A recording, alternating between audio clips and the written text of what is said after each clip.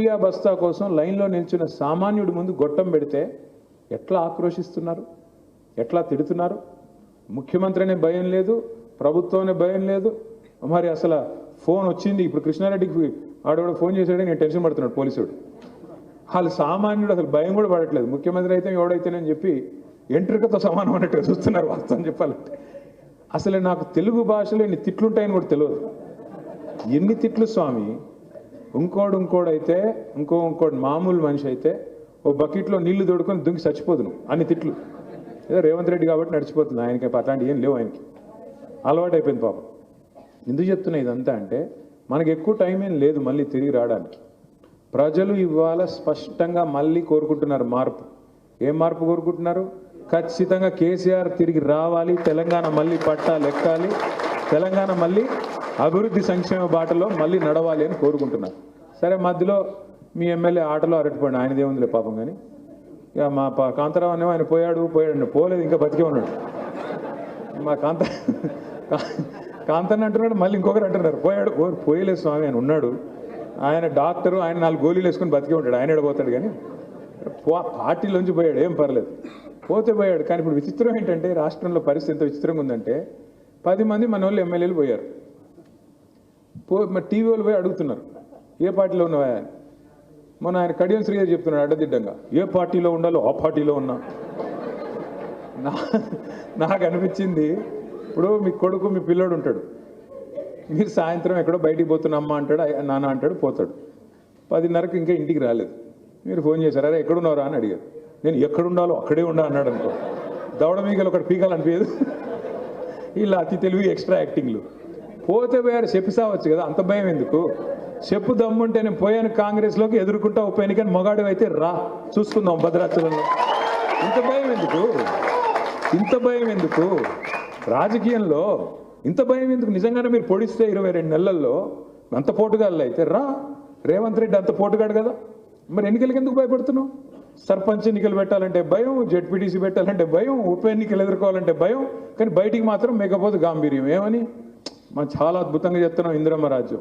మరి అంతుంటే రా, ఎవడొద్దనండి, నిన్ను 10 మందిని రాజీనామా పెట్టించు, లేదా స్పీకర్తో డిస్క్వాలిఫికేషన్ చేయించు, డ్రామాలు బంద్ చేయి.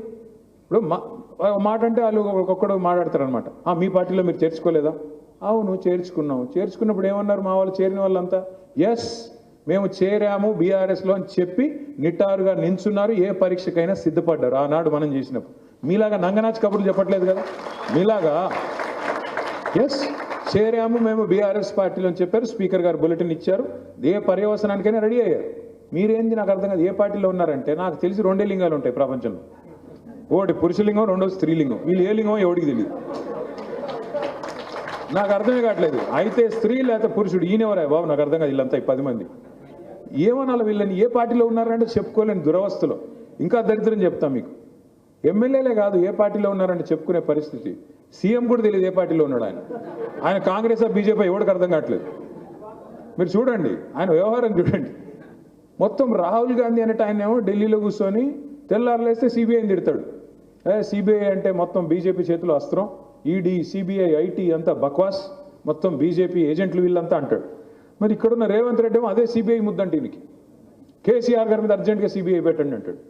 మరి మీ నాయకుడు సిబిఐ మంచిది కాదంటాడు, నువ్వేమో సిబిఐ ముద్దంటావు. నువ్వు ఏ పార్టీలో ఉన్నావు స్వామి అంటే కోపం వస్తుంది ఆయనకి. ఇప్పుడు మీ పొంగులేటు ఉన్నాడు, పొంగులేట ఆయన పేరు బాంబులేట. పోయిన దీపావళికి చెప్పాడు బాంబులు వెళ్తాయని, ఈ దీపావళి కూడా ఇక ఆయన బిల్డప్ పెద్ద అడిమారి గుడ్డి దెబ్బలు, ఆయన కూడా గెలిచిపోయి ఆయన పెద్ద ఇదిలాగా ఖమ్మం జిల్లా ఇది అది. ఈసారి ఆయన గెలుతాడో నేను కూడా చూస్తా, ఆయన గెలుతాడో పాలర్లో నేను కూడా చూస్తాను. నేనేమంటా అంటే తంతే గారెల బుట్టులో పడ్డట్టు ఒక్కసారి ఏదో లక్కీ లాటరీ తగిలితే దానికే పొంగిపోతే, దానికే ఇంకా చాలా పెద్దోడిని ఆయన ఊహించుకుంటే, ఎవరికైనా ప్రజాస్వామ్యంలో మర్చిపోకూడని అంశం ఏంటంటే అల్టిమేట్గా ప్రజలు, మన తలరాత రాసేది, మన విధిరాత రాసేది ప్రజలు.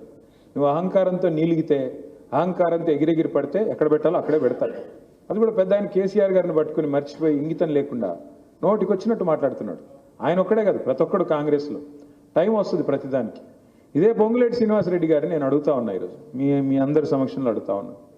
సరిగ్గా ఇదే సెప్టెంబర్ మాసంలో పోయిన సంవత్సరం 2024 సెప్టెంబర్ 27 అనుకుంటా, ఆ రోజు పొంగులేటి గారి ఇంటి మీద ఈడీ రైడ్ అయింది. సరిగ్గా సంవత్సరం అయింది.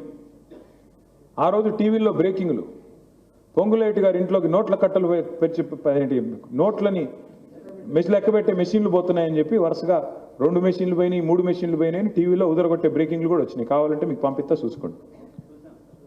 చూశారు కదా. కానీ ఇప్పుడు ఎన్ని పైసలు దొరికినాయి ఎవడు చెప్పట్లేదు, అదో బ్రహ్మరహస్యం. ఈడీఓడు బయటికి రాడు, చెప్పడు, పొంగులేటి నోరు మెదపడు. ఏం జరిగిందంటారు మరి? ఎవడితో కుమ్మక్కయ్యాడు? మళ్ళీ పొంగులేటి గారు బీజేపీతో కుమ్మక్కయ్యాడా, లేదా రేవంత్ రెడ్డి గారు కుమ్మక్కులో ఈయన భాగస్వామి అయ్యాడా? ఎవడితో ఉన్నాడండి ఈ రాష్ట్రంలో? బయటకు వచ్చి నోటికి వచ్చినట్టు వాగుతారు. మనము బీజేపీ ఒకటని వాగుతాడు ఒకడు, కాంగ్రెస్ వాడు. ఎవడితో ఉన్నాడు? సిబిఐ సంకనాకుతుంది మీరు. పొంగులేటి గారి మీద ఈడీ రైడ్ అయితే కాళ్ళు పట్టుకున్నారా? మరి బీజేపీలో కలుస్తామని మాట ఇచ్చారా? ఇప్పటికీ కేసు పెట్టకుండా కాళ్ళు పట్టుకొని ఆపాడుకుంటుంది మీరు. మాకేం కర్మ, నాకు అర్థం కాదు. పెట్టుకో, ఏం కేసు పెట్టుకుంటావో చూసుకుంటామని చెప్పి ఈరోజు ఎదుర్కొంటున్నది మనం. 2 ఏళ్లలో ఎన్ని కేసులు పెట్టారు మా మీద? ఏం చేస్తారు పెట్టి? బతికేది ఒకసారి, సచ్చేది ఒకసారి. ఎన్ని రోజులు భయపడతాం? నాకు